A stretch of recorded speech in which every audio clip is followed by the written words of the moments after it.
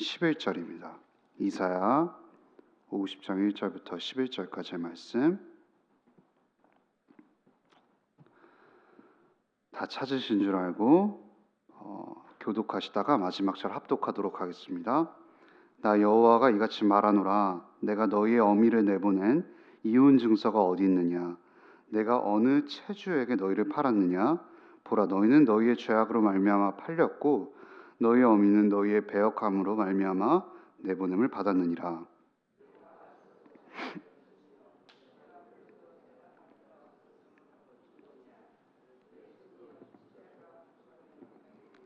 내게 어찌 건질 능력이 없겠느냐? 보라, 내가 꾸짖어 바다를 마르게 하며 강들을 사막이 되게 하며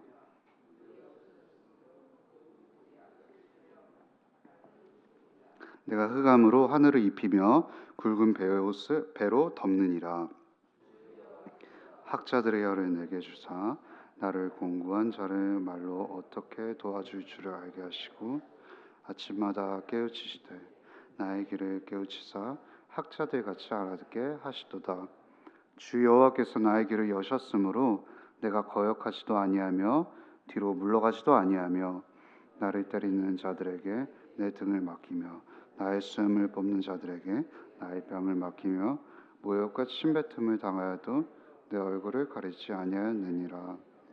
주 여호와께서 나를 도우심으로 내가 부끄러워하지 아니하고 내 얼굴을 부싯돌같이 굳게 하였으므로 내가 수치를 당하지 아니할 줄 아노라.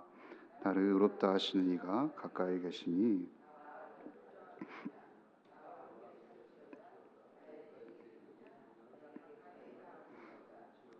보라, 주 여호와께서 나를 도우시리니 나를 정죄할 자 누구랴? 보라, 그들은 다 옷과 같이 헤어지며 좀이 그들을 먹으리라. 너희 중에 여호와를 경외하며 그의 종의 목소리를 청종한 자가 누구냐? 흑암 중에 행하여 빛이 없는 자라도 여호와의 이름을 의뢰하며 자기 하나님께 의지할지어다. 보라, 불을 피우고 횃불을 들러 띈 자여, 너희가 다 너희의 불꽃 가운데로 걸어가며 너희가 피운 횃불 가운데로 걸어갈지어다.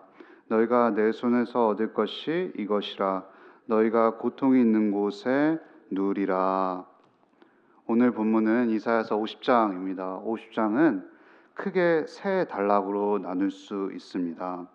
전체적인 이야기는 하나님께서 포로들을 바벨론으로부터 탈출시키겠다는 하나님의 의지가 담겨있는 장이 50장이라고 할 수 있습니다.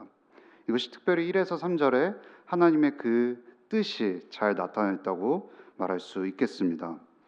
그리고 4절에서 9절에는 여호와 하나님께서 선택하신 종의 신앙 고백이라고 할 수 있는 절이 담겨 있습니다. 마지막 10절에서 11절까지는 어둠 가운데서도 하나님과 함께 동행하라는 명령으로 이 50장이 마무리되는 것을 확인할 수 있습니다. 차근차근 오늘 본문의 내용을 살펴보도록 하겠습니다. 내용 관찰 1번입니다. 우리 함께 내용 관찰 1번을 보겠습니다. 이스라엘 백성이 받은 심판의 원인은 무엇입니까? 이것은 1절에 잘 담겨 있습니다.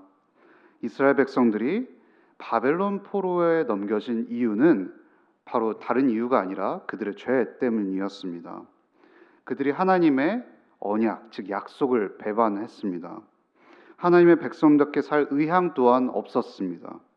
그리고 하나님의 율법을 소중히 여기지 않았습니다. 그러니 나라를 진정으로 이어갈 마음이 없었던 것이죠, 사실상. 그렇기 때문에 하나님께서는 그들을 내버려 두셨습니다. 로마서 1장에서도 잘 알 수 있지만 하나님께서 가장 우리에게 무섭게 대하시는 것이 무엇이냐면 내버려 두시는 것입니다. 자녀를 내버려 둔다는 것은 부모와 자녀와의 인연을 끊겠다라는 말 아니겠습니까? 하나님께서는 그들을 내버려 두셨습니다. 그 결과로 이스라엘은 그 땅의 강대한 제국인 그 바벨론의 노예가 돼버리게 된 것이죠. 내용 관찰 2번으로 넘어가도록 하겠습니다. 이스라엘 백성이 죄악과 고통 중에 있을 때 하나님께서는 어떤 일을 행하셨습니까? 이것은 2절에 잘 나타나 있습니다. 하나님은 국가의 멸망 위기 가운데 있는 이스라엘 백성들을 구원하시기 위해서 선제 조치를 하나 하셨습니다. 그것이 무엇이냐면 이스라엘을 도우려고 중보자를 세우시는 것이었습니다. 중보자를 세우심으로 말미암아 하나님의 마음을 이스라엘 백성들에게 더 가까이 전달하게 하기 위해서인 것이죠. 하나님은 그 암담한 사태를 막기 위해서 하나님의 마음을 소통시키기를 원하셨습니다. 그래서 백성들의 마음을 돌이키기 위해서 그 중보자를 세우기를 원하셨던 것이죠. 이 부분을 3번 연구와 묵상에서 좀 더 자세하게 살펴보도록 하겠습니다. 이스라엘 백성은 왜 하나님의 음성을 듣지 못했을까요? 왜 이스라엘 백성들은 그렇게 하나님의 열심에도 불구하고 하나님의 말씀을 듣지 못했을까요? 하나님의 열정에도 응답한 예언자가 없었기 때문인 것입니다. 예언자가 있어야 말씀을 백성들에게 전달해 줄 것 아니겠습니까? 그런데 예언자마저도 하나님의 음성을 듣지 못하는 사태가 발생된 것입니다. 하나님의 마음으로 이스라엘을 책망하고 멸망으로 치닫는 운명을 피하게 할 중보자가 없었던 것입니다. 그 역할을 감당할 사람이 아무도 없었다라는 것입니다. 자신의 조국이 멸망으로 향해 끝없이 달려갈 때 그들을 막아서며 너희들 그러면 안 돼. 너희들 하나님의 말씀으로 다시 돌아가야 돼 라고 말할 사람이 아무도 없었던 것이죠. 이게 진짜 국가 부도의 상태가 아니겠습니까? 그러한 말씀의 종의 부재가 유다의 바벨론 포로의 원인이 되었습니다. 말씀이 부재하자 유다 백성들은 자연스럽게 이국의 백성들에게 넘겨진 것이죠. 하나님의 능력의 부족함에 이유가 있지 않습니다. 하나님께 원인이 있는 것이 아닙니다. 바로 유다에게 원인이 있는 것이죠. 그래서 2절에는 어떤 표현을 썼냐면 대답할 사람이 없다라는 말을 썼습니다. 즉 책임질 사람이 아무도 없다라는 말을 나타낸 것이죠. 그렇게 자연스럽게 이스라엘 백성은 하나님의 음성을 듣지 못하는 결과로 나아가게 된 것입니다. 4번 느낀 점을 한번 가보도록 하겠습니다. 모든 상황 속에서 여전히 백성과 함께 하시는 하나님의 모습을 보면서 우리는 무엇을 느낄 수 있을까요? 10절에 흑암 중에 다니는 사람이라는 표현이 나옵니다. 아마도 바벨론 제국의 그 지배의 그림자에 꽉 사로잡힌 사람들을 가리키는 표현인 것 같습니다.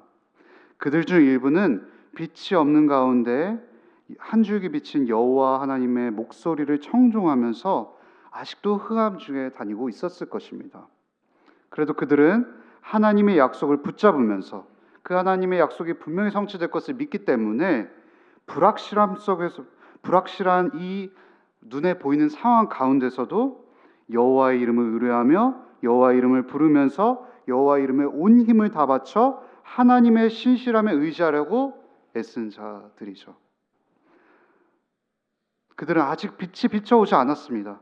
아직 그들이 해방되지 못했죠. 불확실함 가운데에 매여 있습니다. 하지만 하나님이 한 번도 나를 실망시키지 않으셨고 이런 위기 순간에 하나님이 결코 나를 흑암 중에 영원히 모른 채 하시지 않을 것을 믿었던 것이죠.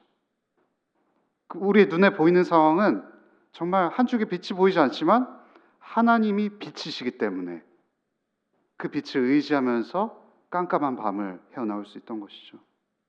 우리 하나님은 흑암 중에 하나님의 백성이 부르짖고 외치게 만드셨다가 때가 되면 구원을 주시는 신실한 행동을 이미 성경에서 수많이 볼 수 있죠. 우리는 그것을 그냥 어느 곳에만 펼쳐도 그것을 확인할 수가 있는 것입니다. 한 줄기 빛조차 보이지 않는 암실에서도 하나님은 여전히 신실하게 그분과의 백성과 함께 하시고 계셨던 것입니다. 여호와 하나님의 이름을 믿는 자와 동행하시겠다고 하나님은 우리에게 선포하고 계신다는 것입니다. 이 하나님의 열정을 바라볼 때 우리는 얼마나 위로가 느껴질까요? 당장 뭔가 잘 되지 않아도 당장 꽉 막힌 상황이 될지라도 하나님을 신뢰할 때 하나님께서 언젠가 그 약속을 성취하실 것을 우리는 바라볼 수 있다는 것이죠. 여기서 5번 적용으로 가보도록 하겠습니다. 내게 닥친 고난을 외면하신다고 생각하며 하나님을 원망한 적은 언제입니까? 우리는 참 내 인생이 참 내 뜻대로 되지 않는 것을 확인할 수 있습니다. 어찌 보면은 내 인생이라 생각해서 그런 거일 수도 있겠다라는 생각이 듭니다. 우리에게 주어진 시간이 하나님께서 주어진 시간인데 내가 늘 경영하려고 하고 나의 기대와 계획대로 모든 것이 딱딱 들어맞지 않을 때 우리는 쉽게 하나님을 원망합니다. 참 저조차도 당연한 것이 되지 않을 때, 혹은 예기치 않은 고난이 닥칠 때 쉽게 하나님이 나를 돌보시지 않는구나 라고 생각을 하는 것 같습니다. 하나님, 왜 나는 다 된 것 같은데 하나님께서 왜 허락하시지 않는 거죠? 라는 참 물음을 던질 때가 많습니다. 그러면서 자연스럽게 하나님과 대화하지 않습니다. 나는 늘 하나님과 대화하고 있다고 생각하지만 하나님을 향해 소리치지 않는 내 모습을 발견하는 것이죠. 이런 것을 어디서 잘 확인할 수 있나요? 욥기에서 잘 확인할 수 있습니다. 욥기가 굉장히 깁니다. 42장에 해당하는 막대한 분량을 갖고 있는데 그중 많은 부분이 해당하는 것이 무엇이냐면 욥의 절규입니다. 절규. 욥의 외침입니다. 물론 욥의 원망 섞인 절규가 무조건적으로 옳다라고 하는 것은 아닙니다. 욥기를 잘 읽어보신 성도님들이 계시다면 되게 험한 말들도 굉장히 많이 나오는 것을 확인할 수 있습니다. 하지만 욥은 하나님을 인격적인 존재라는 것을 붙잡았던 것이죠. 나의 목소리에 귀를 기울이신 존재라는 것을 꽉 붙잡았던 것입니다. 나의 외침과 간구를 하나도 놓치지 않는 존재로 하나님을 바라본 것입니다. 그렇기 때문에 절망적인 상황 가운데서도 하나님께서 내 목소리를 들으실 거라는 것을 계속해서 신뢰했던 것입니다. 욥기만 해당되는 걸까요? 시편이 150편에 해당되지 않습니까? 150편 속에서도 하나님을 향한 절규가 너무나도 가득합니다. 다윗의 고백, 그 속에서 얼마나 험한 말들이 오고 갑니까? 하지만 우리가 그 인물들을 통해서 확인할 수 있는 것은 무엇이냐면 그 암실과 같은 상황 속에서도 하나님과 끝까지 대화하려고 했다라는 것입니다. 하나님과 기도의 자리를 사수했다라는 것이죠. 욥은 하나님과의 대화를 포기하지 않았습니다. 우리는 하나님과 기도를 통해 끊임없이 대하면서 처음에는 원망 섞인 외침을 하다가 기도의 시간이 점점 지나면 어떤 것을 확인할 수 있냐면 나의 죄를 발견하게 됩니다. 내가 얼마나 교만했는지, 내가 얼마나 하나님보다 앞서 뜻을 생각하려고 했는지, 하나님의 때를 기다리지 않고 내 때를 자꾸만 하나님께 주입시키려고 했던 것을 확인하게 됩니다. 결국에는 하나님께 회개하며 변화되기 시작합니다. 그렇게 끊임없이 기도하는 시름 가운데에 우리는 아주 미세하게 반응하지만 조금씩 변화되기 시작하는 것이죠. 하나님과의 기도의 자리에 떠나지 않으므로 자신의 죄와 하나님께서 하신 일들을 바라보게 되는 것입니다. 하나님께서 나에게 아무것도 안 했다고 생각할 수 있지만 지금 이 시간까지 하나님께서 얼마나 많은 것들을 나에게 행했던 것을 돌이켜보게 되는 것이죠. 기도의 대상이신 하나님을 바라면서 우리의 영혼이 변화되기 시작합니다. 우리는 하나님을 자신의 음성을 들으시는 인격적인 아버지 하나님으로 바라볼 때 우리는 이 암실 속에서 한 줄기 빛이 거대하게 비춰지기 시작하는 것입니다. 언제나 나를 부르시고 말씀하신 하나님의 음성에 반응하기 위해 정리해야 할 죄는 무엇이며 구체적으로 어떻게 결단해야 될까요? 먼저 쉽게 하나님과 대화하기를 멈추는 나의 교만을 회개합시다. 다음으로 어느 순간 속에서도 하나님과의 대화하기를 멈추지 않겠다고 다짐합시다. 마지막 세 번째는 하나님의 말씀을 귀 기울이겠습니다 라고 고백하는 여러분과 제가 되기를 소망합니다. 그래서 저는 본문을 보며 첫 번째 기도 제목을 이렇게 정했고 기도하고자 합니다. 첫째, 하나님과 교제하는 자리로 나아가기를 쉬는 죄를 범치 않게 하소서. 둘째, 하나님과의 교제를 방해하는 모든 죄악을 과감히 정리하게 하소서. 셋째, 6월 집중 기도 제목을 자세하게 살펴보신 후에 우리 이 기도 제목 충분히 기도하시다가 자유롭게 돌아가도록 하겠습니다.